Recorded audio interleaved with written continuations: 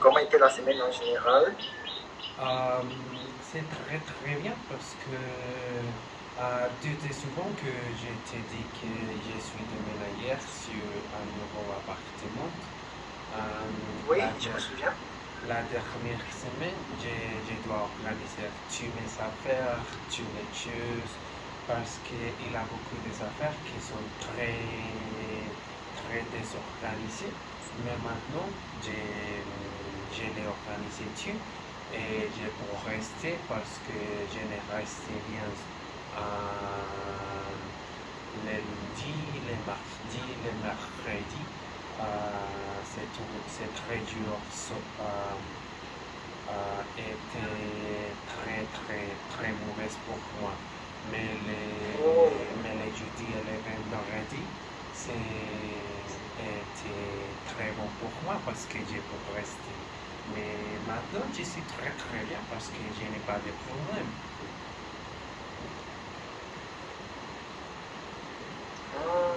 oui, je comprends. Oui.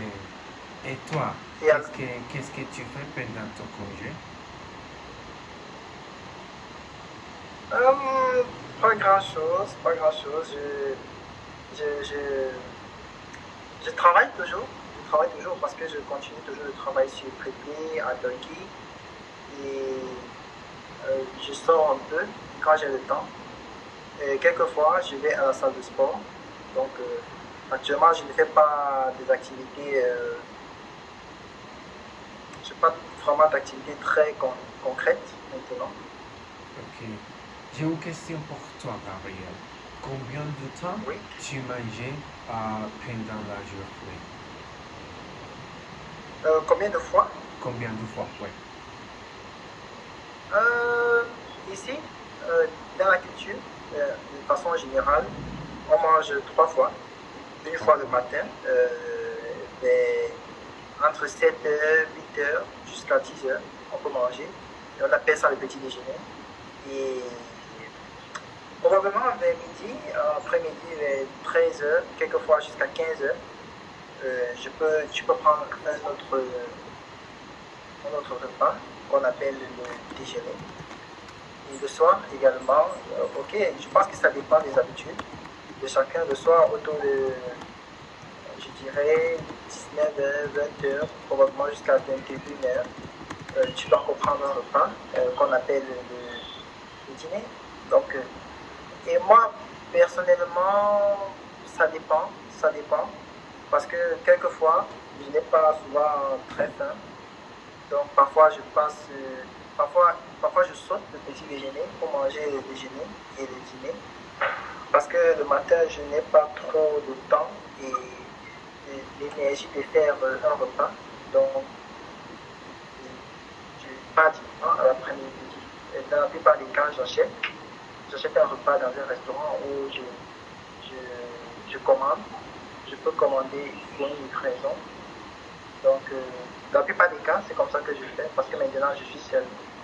Donc, je dois tout organiser moi seul. Mais parce que je travaille, donc je n'ai pas trop de temps pour préparer quelque chose comme ça. Donc, je dois acheter des repas.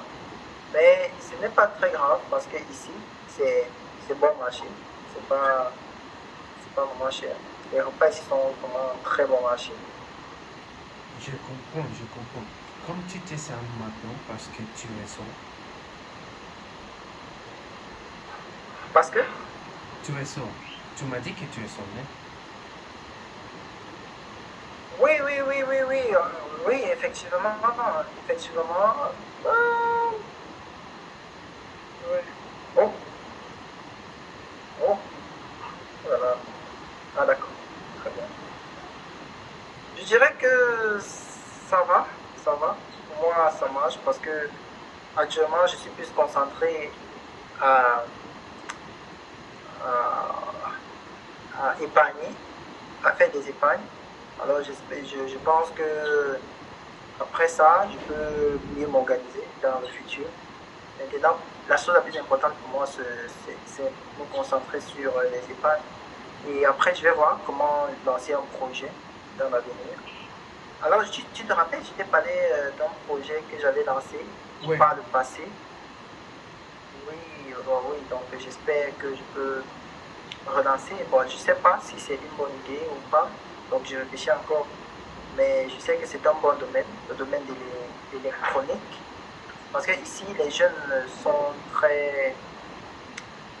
euh, ils sont maintenant très fans, je ne sais pas si je peux dire comme ça. Ils sont très attachés à des objets technologiques comme des smartphones de dernière génération, des, des- des ordinateurs, des tablettes, ce genre de choses, ils aiment beaucoup.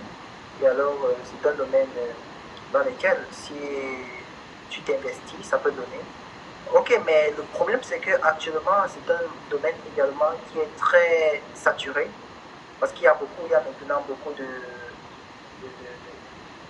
personnes qui font dans ce secteur d'activité. Il y a beaucoup de personnes qui contrôlent déjà très bien le marché, donc c'est quand même difficile, je dois avouer. Je dois avouer que c'est quand même difficile, mais même si c'est difficile, je pense que si tu amènes une nouvelle méthode, une nouvelle façon de faire, ça peut marcher. Donc, c'est pourquoi je pense que ça reste un marché potentiel, mais je réfléchis encore. Je réfléchis encore. Je comprends. Et combien de temps est-ce que tu vas prendre pour obtenir ton objectif, pour obtenir ton projet? Tu m'as dit que tu es là pour 3 mois, mais 3 mois sera insuffisant pour toi à obtenir ton objectif ou tu penses que tu veux préciser plus loin, plus de temps? Ah, oui, oui, c'est vrai qu'au départ, j'ai calculé que je peux faire 3 mois dans cette ville. Et après les 3 mois, je peux envoyer justement quelques postes pour lancer mon activité là-bas, dans ma ville où je reste. Donc, j'espère que je peux respecter les délais. Hmm, je ne sais pas, je pense qu'il y aura un nouvel environnement économique ici dans mon pays parce que euh, euh, euh, cette année, il y a des élections présidentielles. Alors, tu te souviens, la dernière fois, je te disais que actuellement, notre président est très âgé. C'est actuellement le président le plus vieux au monde. Et alors, il a encore annoncé sa candidature, malheureusement, ou heureusement, mais je pense que c'est malheureusement. Malheureusement, il a encore annoncé sa candidature. Et alors, les jeunes sont très furieux parce que ça fait 43 ans qu'il est président ici. Et il veut encore être président, donc c'est très bizarre. Alors, on espère que s'il y a un nouveau président, ce nouveau président va créer un dynamisme économique parce que ici, le gouvernement n'accompagne pas les start-up, le gouvernement n'accompagne pas les entreprises. Et alors, on espère qu'avec un nouveau président, ça pourra aider pour accompagner les entreprises. C'est pourquoi je pense que peut-être ça peut être une bonne idée pour moi d'investir. Et alors, je pense que pour moi, je peux rester dans cette ville jusqu'à ce que j'obtienne euh, l'investissement et que cette élection présidentielle puisse passer. Donc, c'est comme ça que je pense. J'espère que ça peut bien marcher. Est-ce que tu penses que... Oh ouais, non. Le président chez toi, il est ici chez moi, nous le connaît comme un dictatorship. Un dictateur. Nous le connaît comme ça, ici chez moi. Ah, le président de mon pays. Ouais. Ah, ok, donc je pense que c'est possible parce qu'un président qui fait plus de 30 ans, 40 ans étant président dans un pays, ce n'est pas normal. Mais c'est un président qui dit beaucoup, qui parle beaucoup de la démocratie. Et il dit qu'il faut la démocratie, il faut la liberté d'expression, que tout le monde puisse s'exprimer. Donc je pense que sur les documents, c'est un pays démocratique. Mais dans la réalité, donc je veux dire dans les faits réels, ça ne ressemble pas beaucoup à la démocratie parce qu'ici, il y a même des avocats qui ne peuvent pas parler parce que récemment, dernièrement, il y a un avocat qui a parlé du gouvernement et alors la police l'a arrêté pour l'amener en prison. Donc ici, si tu parles du gouvernement, il y a aussi un jeune qui a parlé du gouvernement, du président de la République.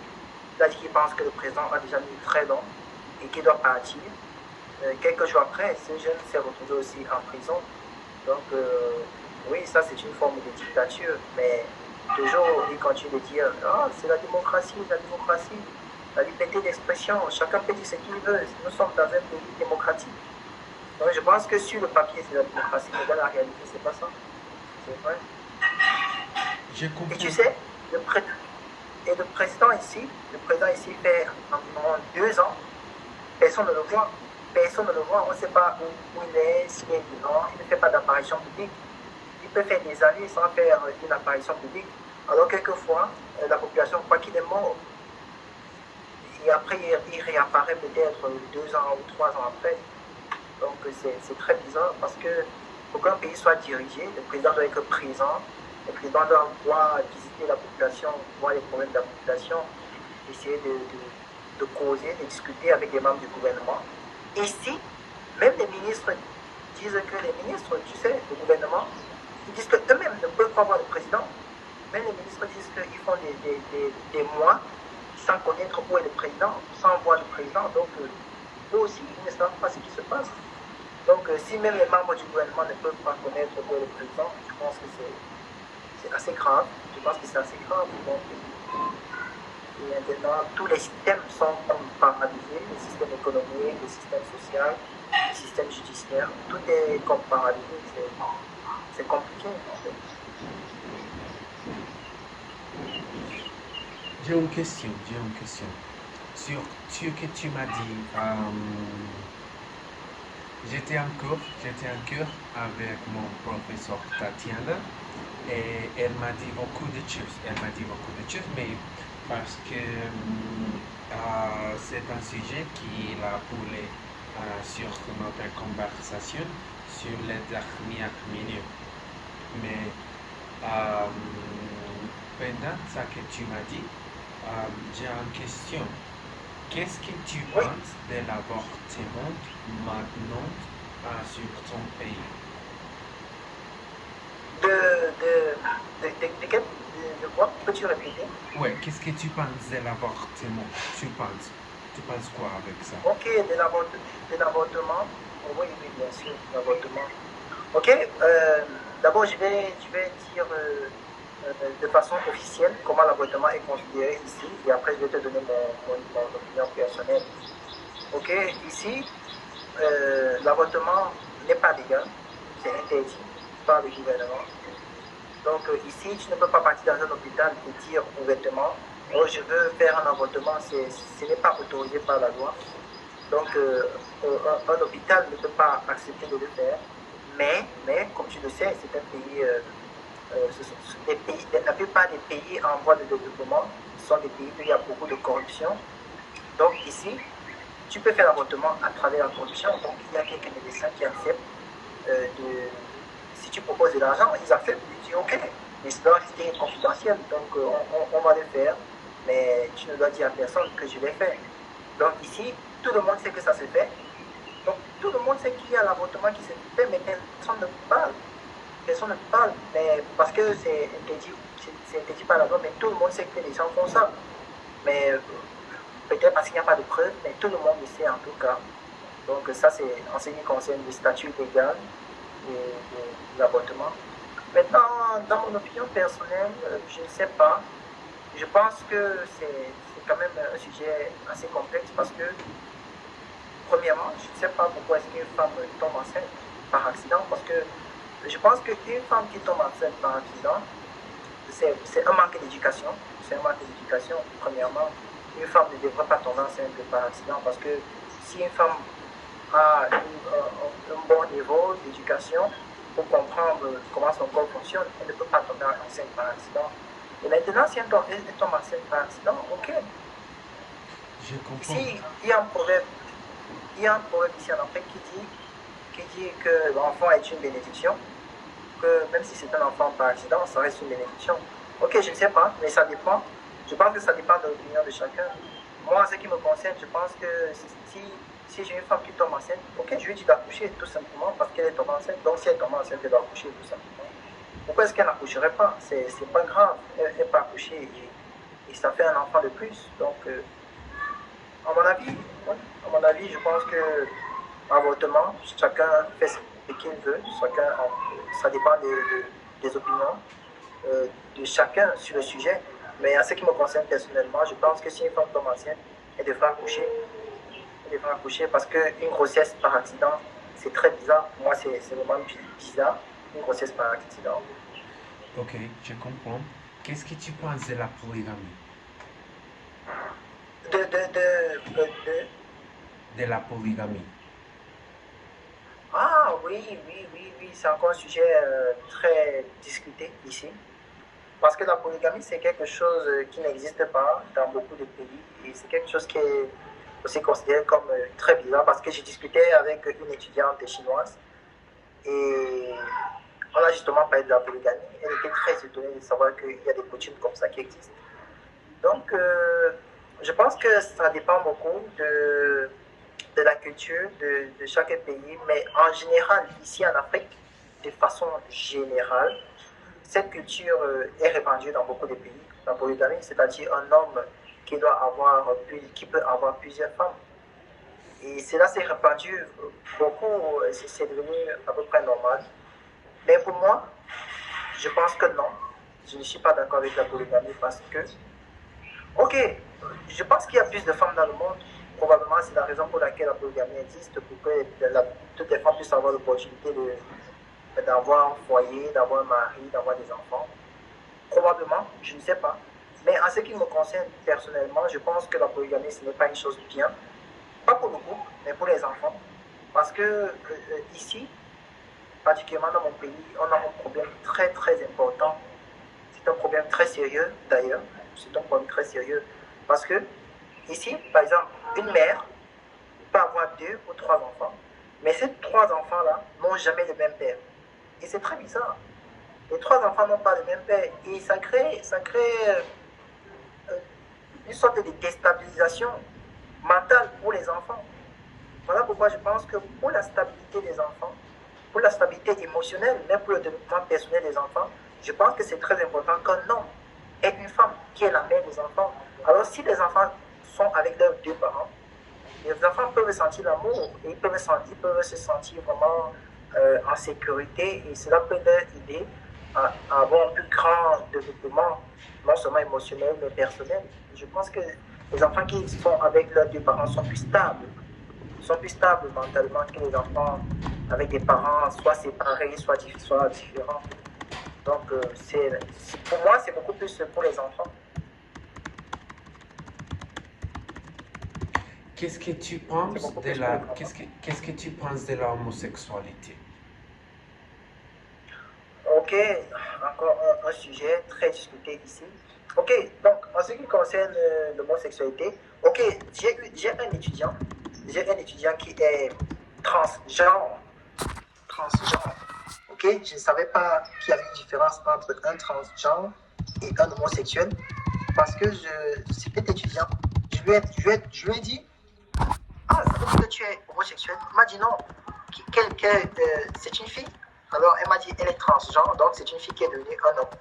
Donc elle m'a dit qu'elle est transgenre, mais qu'un transgenre n'est pas un homosexuel. Parce qu'elle m'a dit qu'elle avait quelques copines qui étaient des femmes. Elle-même elle est une femme. Elle avait quelques copines qui étaient des femmes.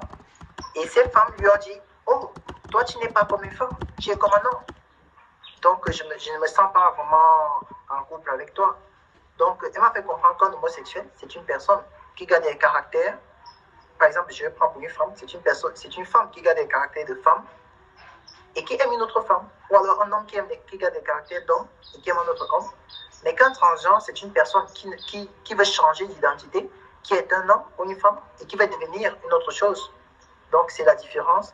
Et maintenant, ici, particulièrement dans mon pays, c'est l'homosexualité jusqu'à maintenant, c'est interdit par le gouvernement, par la loi. C'est totalement interdit. Même si c'est interdit, comme il était dit tout à l'heure, il y a toujours, pas qu'un peu, il y a beaucoup d'homosexuels ici. Mais tout le monde le sait, mais personne ne dit rien parce que c'est comme ça.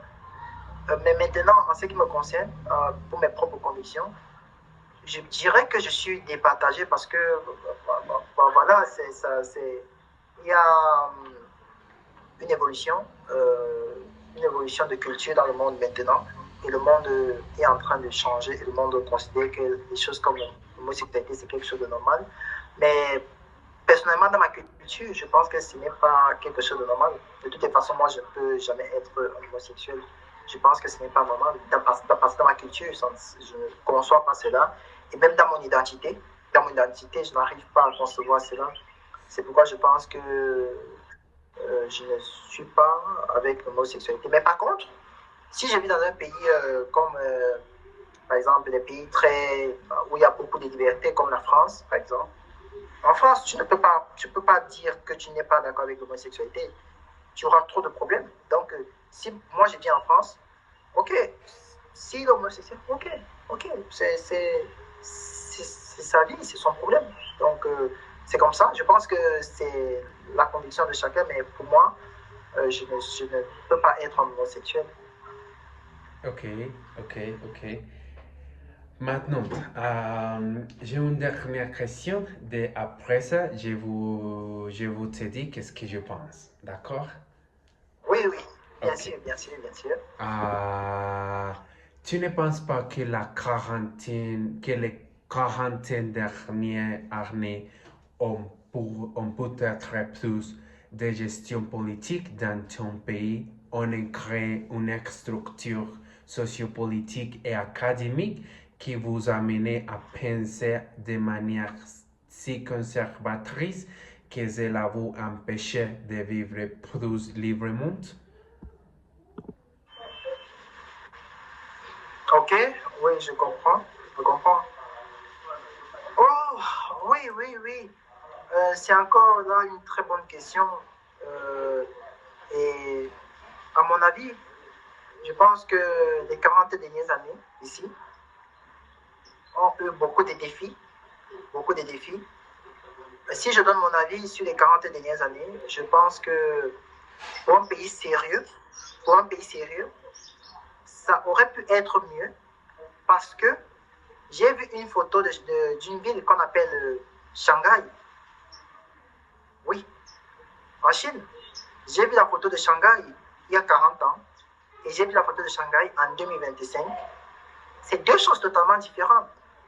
Shanghai, il y a 40 ans, c'était sûrement un petit village où on faisait de la pêche. Mais Shanghai, maintenant, est devenu parmi les villes les plus riches du monde, avec les meilleures technologies, les plus grandes structures dans le monde, en termes de bâtiments, en termes d'infrastructures.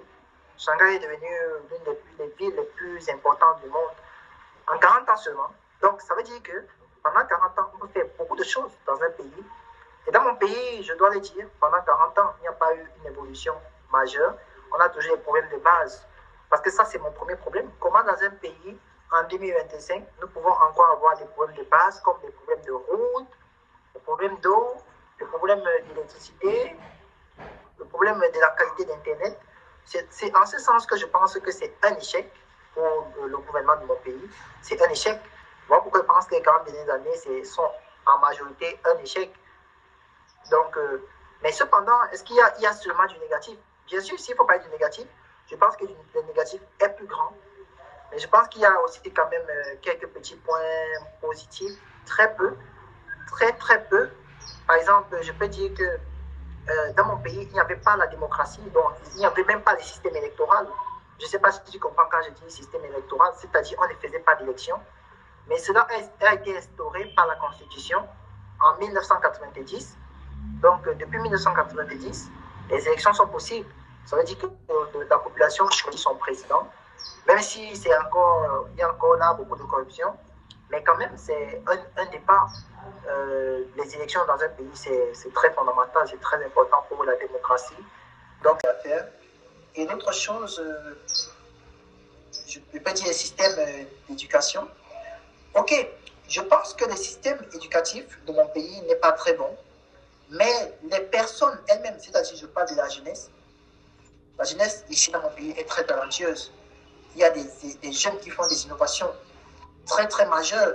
Mais malheureusement, ils ne sont pas soutenus par le gouvernement. Les jeunes sont très intelligents ici. Par exemple, lorsque des jeunes quittent, par exemple, des universités de mon pays, pour aller, par exemple, dans d'autres universités comme en France, ils sont parmi les majors de ces universités-là, parce que le système éducatif dans mon pays est trop surchargé.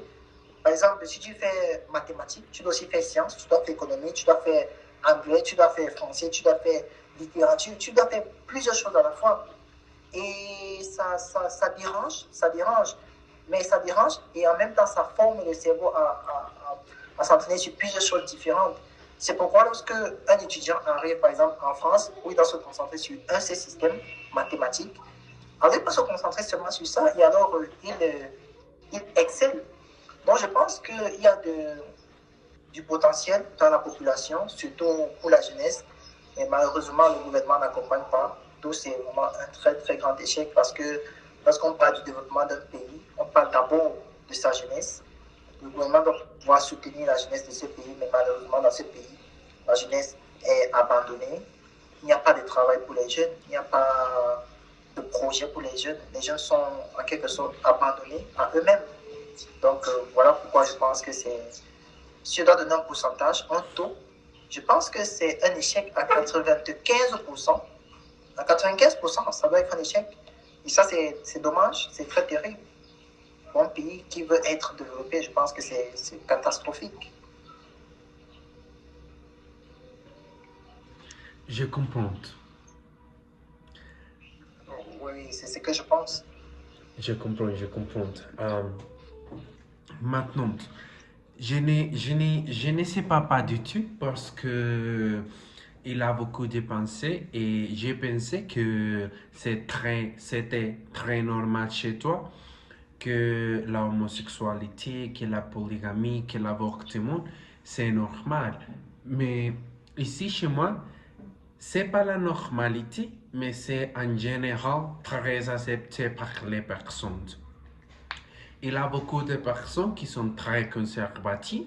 J'ai pour dire que ma mère, elle est très conservative, mais ici chez moi, il y a beaucoup de personnes qui sont très conservatives.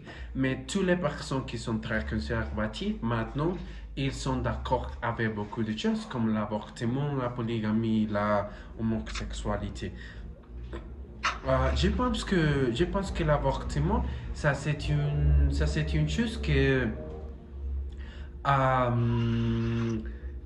c'est pas vraiment ça que c'est une décision qui se vend ou mauvaise, parce que c'est une décision que si tu comme homme, ou si tu comme un président, ou si tu comme une société, tu dois obliger une femme qui a son monde pour avoir des relations sexuelles, il est enceinte, elle est enceinte seulement pour ça. Tu ne dois obliger sa femme d'avoir les bébés qu'elle a déjà sur ses corps. Mais ça c'est naturel, ça c'est naturel. Il ne peut pas éviter d'avoir enceinte. Mais si tu l'as obligé, ça sera une décision qui restera sur sa vie. Est-ce que tu comme président, est-ce que tu comme société, est-ce que tu comme homme, tu vas lui donner beaucoup de l'argent, tu vas lui donner beaucoup de l'aider pour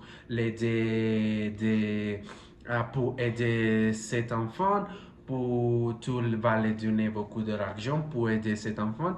Ça c'est une décision, ça c'est une décision que si tu vois obliger certaines personnes pour avoir ces enfants, tu dois aussi offrir beaucoup d'aide pour aider ces femmes qui sont enceintes. Mais il y a beaucoup de personnes qui peut-être penser il a peut-être pensé que c'est pas une obligation qu'ils a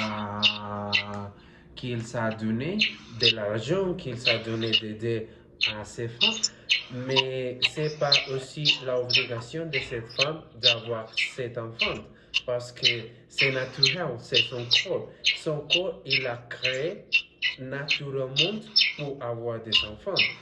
S'il veut faire de l'avortement pour n'avoir cet enfant, ça c'est normal, ça c'est normal. On est pour décider sur le corps de notre personne parce que ça c'est son corps, ça c'est son problème, ça c'est sa vie, comme tu l'as dit.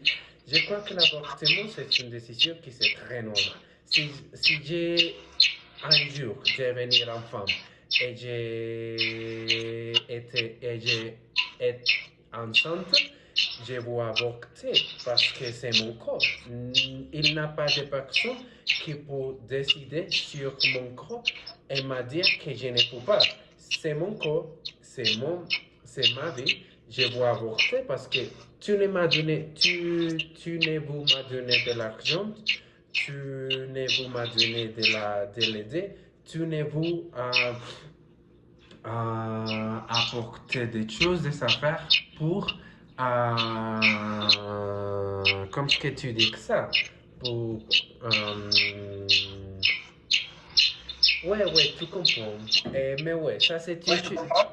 ça c'est un sujet qui pour moi c'est très normal. Je n'avais pas beaucoup de pensées parce que je n'ai pas je n'ai pas beaucoup de débats pour ici chez moi c'est très normal. Maintenant la polygamie, j'adore la polygamie, ça c'est très cool parce que tu peux partager ton corps, tu peux partager ton amour avec beaucoup de personnes. Tu peux partager avec des femmes, tu peux partager avec des hommes et tu peux connaître aussi beaucoup de personnes. Tu peux aussi développer une femme ou non. Tu peux aussi essayer certaines fois d'aimer quelqu'un. Par exemple, si j'aime un homme, j'aimerais cet homme d'une fois très différente que j'aimerais une femme. Ça, c'est une chose que pour moi, il est très bon parce que tu peux essayer d'aimer des personnes avec des différentes choses, avec des différentes fois. J'aime beaucoup la polygamie, ça c'est très cool, ça c'est très bon pour moi parce que si tu es une personne qui est monogamie,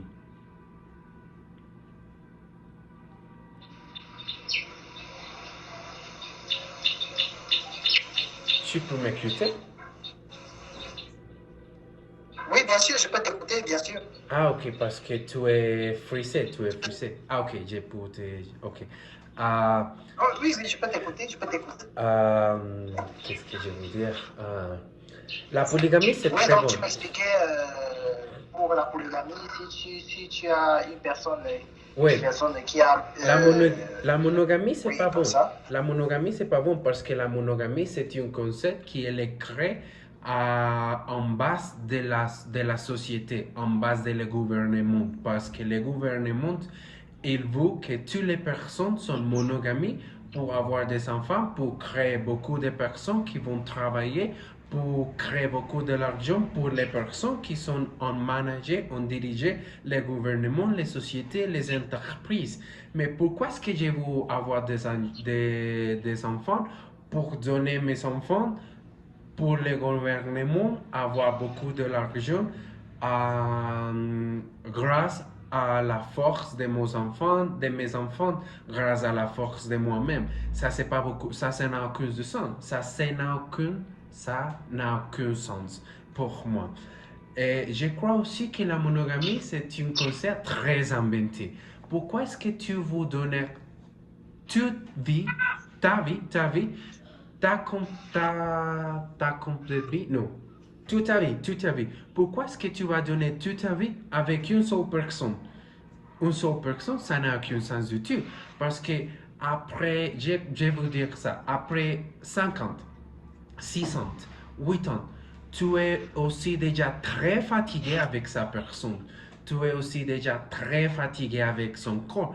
tu peux essayer, tu peux connaître, tu peux explorer beaucoup de groupes avec d'autres personnes. Pourquoi est-ce que tu veux rester avec les mêmes personnes? Les mêmes personnes, ça c'est très fatigué.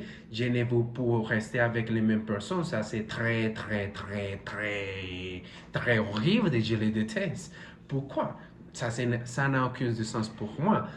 Et l'homosexualité, ça c'est très normal aussi. Ça c'est très normal aussi parce que tu es une personne que tu es homosexuel. Tu ne peux décider les personnes que tu vas aimer. Sa personne, ton goût, ça c'est naturel. Tu ne peux partager ton amour, ton corazon et ton corps avec une personne que tu ne sens pas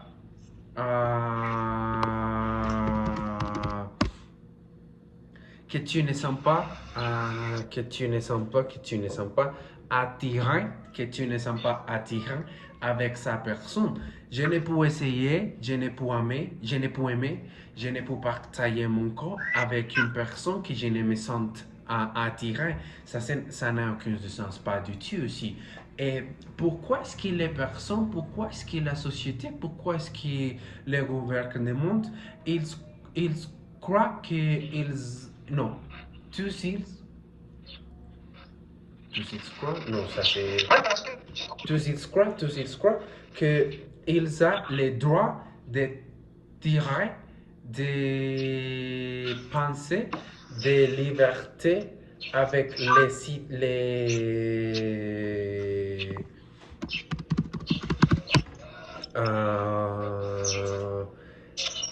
citoyens de vivre de quelque chose qu'ils veulent vivre. Par exemple, ta liberté est ta liberté, ta vie est ta vie. Et les créateurs, les dieux, quelles sont les choses que tu dois créer, quelles sont les choses que tu dois créer, qui est la vraiment réalité. Tu crois que Dieu, il veut décider sur notre vie pour dire que tu ne peux aimer quelqu'un parce que tu dois avoir des enfants et tu dois marier, que tu dois épouser avec une femme sur toute ta vie? Ça n'a aucun sens, pas du tout. Moïse, il avait 1000 femmes. Abraham, il avait 10 femmes. Il a beaucoup d'hommes que sur la vivre, ils ont beaucoup de femmes. Mais ici, maintenant, aujourd'hui, nous croyons que nous devons essayer sur une femme, sur un homme, parce que ça, c'est la réalité que les gouvernements, que les sociétés imposent sur notre vie. Mais notre vie, c'est notre vie, c'est notre, parce que ça n'a aucune autre personne qui va vivre ta vie. Ta vie est ta vie. Tu dois vivre ta vie. Quelquefois que tu dois vivre ta vie. Parce que, et ta vie, tu dois le droit de vivre ta vie comme tu le veux. C'est ta vie. Ça, c'est ta vie, ça, c'est ton corps. Ça, tu ne peux décider sur la vie de aucune des personnes. Et je crois que l'homosexualité, c'est très normal, Ça, c'est normal parce que si j'ai essayé, si je me sens attiré avec un homme, je veux aimer cet homme parce que c'est un homme que je me sens attiré. Si je me sens attiré avec sa femme, je veux aimer sa femme parce que je me sens attiré avec sa femme. Je crois que l'amour, c'est une chose qui nous doit permettre sentir, qui nous doit permettre essayer, qui nous doit permettre comprendre d'une fois que c'est très normal. Il n'a pas beaucoup de tabous sur ces sujets parce que c'est un sujet qui est naturel, mais les sociétés, ils font croire ils-mêmes que c'est un sujet qui n'est pas le vrai monde qui n'est pas là vraiment en réalité, parce que la réalité, c'est une réalité qui s'est très créée. La réalité, c'est ta réalité. Si tu crois que c'est normal, ça c'est normal. Mais ça, c'est une chose que tu nu dois travailler avec toutes les personnes qui sont autour de nous, et non, pour respecter, je crois que ça c'est pas un mot, mais ouais, euh, ouais, mais ouais, ça c'est très normal ici chez moi. Chez moi, il y a beaucoup d'homosexuels, il y a beaucoup de polygamie. Je vois une relation polygamie. Imaginez ça. Je peux partager mon corps, je peux partager ma vie avec deux personnes. Ça, c'est très cher. Ça, c'est très cool. Je comprends. Et maintenant, en ce qui concerne le gouvernement, comment c'est considéré par la loi maintenant? Est-ce que la loi autorise l'homosexualité? Est-ce que la loi autorise la polygamie en Colombie? C'est normal, c'est normal. La loi n'arrête pas. La loi, c'est comme si tu veux, tu peux. Ok, je comprends. Oui, je comprends, je comprps. C'est très libéré, c'est Ok, très je comprends. libéré. Mais mon pays, c'est très conservatif aussi. Ami, Je pense que les personnes qui sont très conservatrices, ce sont des personnes un peu âgées, c'est vrai? ouais, et c'est ça que Parce tu que dis. c'est l'ancienne génération. C'est ça que tu as dit. Par exemple, ma mère, elle est conservative. Elle ne peut croire qu'elle peut attirer avec une femme. Elle ne peut croire qu'elle peut attirer avec deux personnes en même temps. Mais moi, je crois que je peux. Et je peux, si je peux, je veux. Si je veux, je peux. Et alors ta mère vit maintenant aux États-Unis. Est-ce que son idéologie n'a pas beaucoup changé depuis qu'elle vit aux États-Unis? Parce que tu sais, aux États-Unis, c'est encore plus normal, c'est encore plus libéral, c'est encore plus libre. Et tu sais, les États-Unis sont les premiers à vraiment ouvrir toutes les portes. Oui, et par exemple, ici chez moi, je suis très prêt avec Overseas. Je suis prêt avec Pérou, Équateur, Bolivia, et je connais ces pays. Et Overseas, c'est très normal. C'est plus que normal. C'est plus que normal. C'est très, très normal. Pour tu ici, la polygamie, c'est comme la réalité de jour à jour. L'homosexualité, c'est aussi une chose qui c'est plus que normal. Toutes les personnes sont homosexuelles. Ça, c'est la réalité. Et sur l'Équateur, sur le Pérou, ça c'est très normal aussi, très normal, très très normal. Parce que tu peux connaître des couples, tu peux connaître des personnes avec, non, sur quelquefois sur quelque part que tu es, et toutes les personnes peut être pour homosexuel, peut être pour polygamie, ça c'est très normal. Je crois que chez toi, c'est comme ça et tu penses ça parce que tu as sur un gouvernement qui est sur les pouvoirs 41 avant. Et peut-être Oui, c'est vrai. un gouvernement avant les gouvernements présents qui pensent les mêmes. C'est pour ça que je crois que sur ton pays, c'est très conservatif, plus que conservatif. Oui, c'est vrai, c'est vraiment très... Ici, tout le monde est très conservateur, homme comme femme. Par exemple, tu ne peux fumer la marijuana. Oui, parce que en fait, ici, ce n'est même pas légal, c'est interdit. Si on attrape une personne avec quelques stupéfiants, et alors la personne doit partir en prison, donc les gens évitent. Les gens évitent. Oui, ça n'a aucun sens. La marijuana, c'est très normal. Tu peux acheter la marijuana, aller...